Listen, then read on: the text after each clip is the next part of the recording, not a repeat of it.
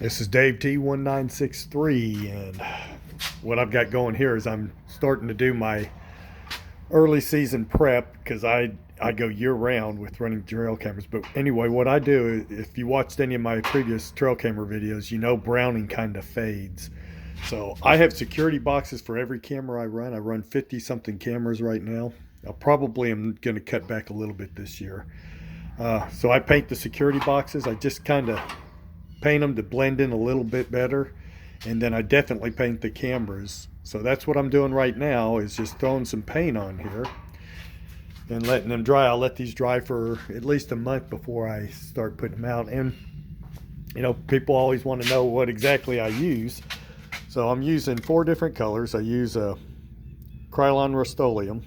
I guess it's Rust-Oleum, it's really not Krylon, and it's the camouflage. And this is a kind of a dark brown color. I have a moss color. I have 2 of the tan because that's what I base coat the cameras with, and then I have some black. And basically what I use to texture is I use these Scotch-Brite pads. I use a little bit of sponge, and really what I use a lot of is just a washcloth. Uh, and what I typically do with my cameras is I'll start off with the base coat brown, and I'll kind of use the washcloth, and I'll just smear it all over the camera and cover the entire camera first.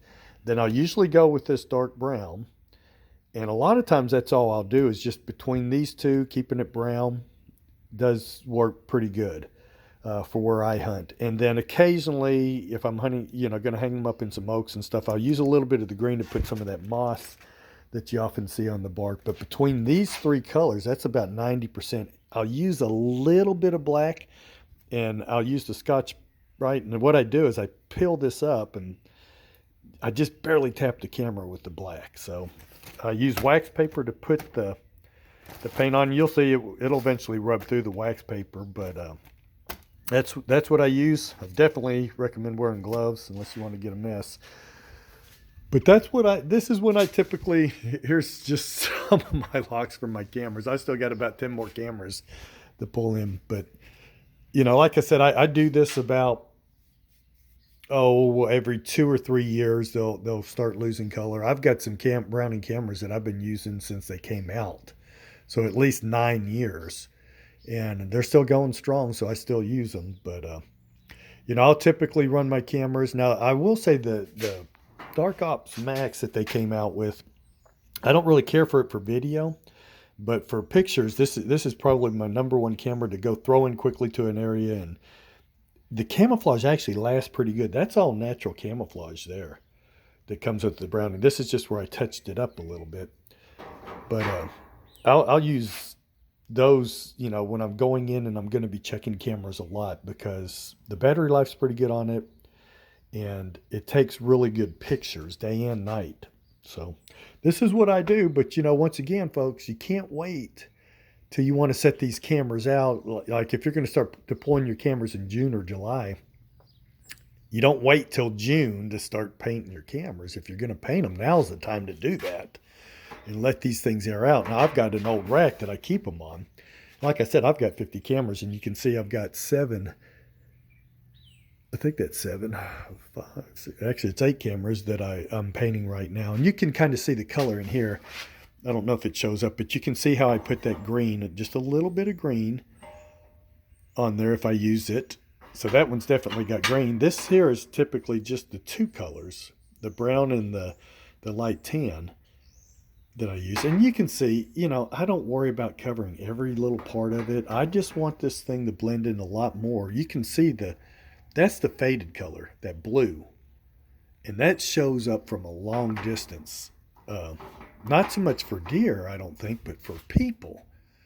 Uh, these things right here, these blend in. Once I get that set back in there, and you get that up against a tree, except for the lens part, that really blends in good. Same with these boxes, man. These boxes, even from the side, they just blend in a lot better with the tree than just the steady, solid brown color. So, you know, you ain't got to be an artist to do this, but I think it definitely helps. I think the deer notice them less.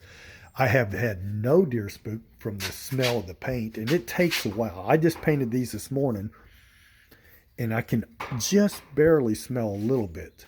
So if I'm smelling it, you know the deer can smell it. So you got to let these air out.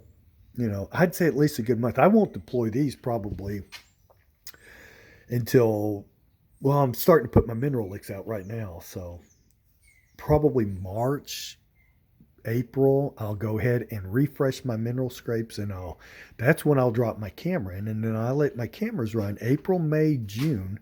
June will be the first time I check those cameras in, and then depending on what I find, I might pull the camera or I might leave that camera in there and go ahead and refresh the mineral lick. Not every mineral lick pans out. Uh, I'm interested in a certain age class of bucks, so you're not going to get that on every mineral lick. In fact, last year I think I ran 20 mineral licks, and I think only 4 of them really produced the kind of results that I really wanted last year. So I would say, 1 out of 5 mineral licks winds up being something I'm going to keep refreshing throughout the year. And once I get a big buck hitting it, I'm not going to go in there every week like some people are doing. I go in there probably at the most once every 6 weeks. Or I may not even check it again. If I know I've got a buck hitting a mineral lick, I may not check that again until I get ready to hunt that area. And I typically don't hunt right over the mineral lick. What I'm doing with mineral licks is I'm trying to find their core areas in the summer and fall, because that tells me where they're going to be at as season comes in. And then I'm starting to, how I hunt them then is I'll find the funnels going into the doe bedding areas or food sources or whatever for early season, primarily the food sources. So, that's just how I go about it. But anyway, thought I'd show you what I'm up to, painting some cameras. I've got about probably 7 or 8 more that I'll do. Like I said, I still got quite a few cameras out in the field, and then the rest are in storage right now. Dave 21963 out.